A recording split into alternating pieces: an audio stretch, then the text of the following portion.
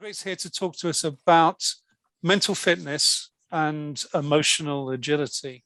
Okay, yeah, so today I want to talk to you about mental fitness to support emotional agility. And exactly like Katie has said, I think especially this year, there's been so much pressure that we need to make this year the best yet. We need to smash our goals this year. And that just puts more pressure on ourselves to, just to do more. And I think there's no shame in trying to ease ourselves into the year. Magriet Steyn, thank you for the introduction, Mark. And I'm an accredited performance and wellbeing coach, NLP practitioner, as well as a mindfulness teacher. And I help ambitious professional women to create fulfilling careers without sacrificing their freedom or their well-being. In my 20s and 30s, I took pride in the fact that I thrived on stress. And I told myself and my employers that I was excellent at managing high pressure, conflict, and ambiguity. And I guess for a while I was, and I even enjoyed it. But when I got to my 40s, I completely hit burnout following quite a negative experience working in quite a negative and toxic working environment. I don't have to be this stressed all the time. It's almost like the pendulum had to swing completely the other way and settle somewhere in the middle. And I realized that, yes, I do need stress. Part of me do enjoy it a little bit, but I now know where that sweet spot is so that I can avoid heading for burnout again.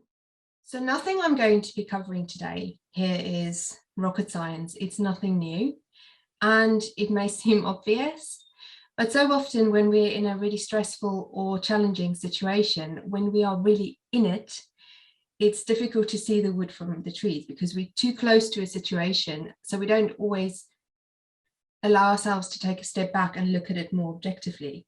So what I'm going to be sharing with you today is a good reminder that there are simple, really simple things we can do every single day at work and in our personal lives that will help us to feel happier and just keep us in a more positive state.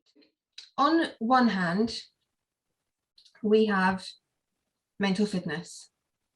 On the other hand, we have emotional agility. But I don't think we can have one without the other because they are so intertwined.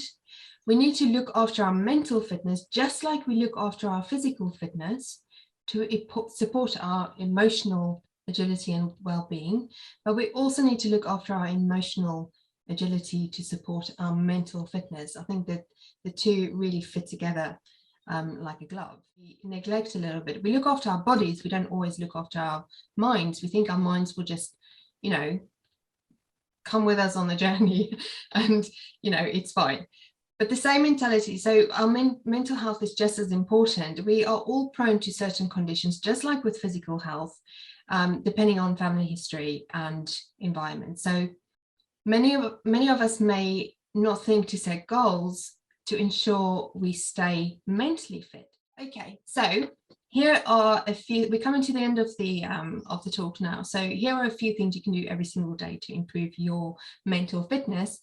They don't take a lot of time and most of them can be done anywhere. And you don't need any special equipment or spend a fortune on them. The hardest thing, I think, is remembering to do it.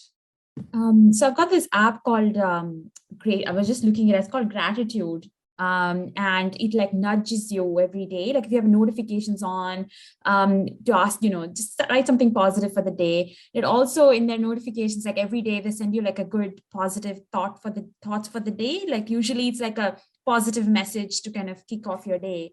I've used it on and off during the pandemic when I found myself stressed, particularly initially, I think, and it really helped. I mean, cold water swimming.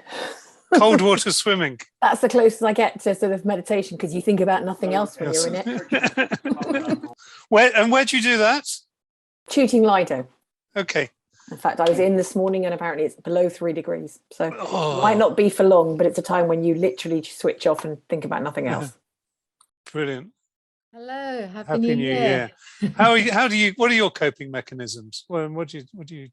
You know, it's actually interesting. This talk's been really helpful. It's given me more ideas, but I did take up journaling middle of last year. And it's not constant for me. Like, I don't put pressure on myself. Like, I'll do it.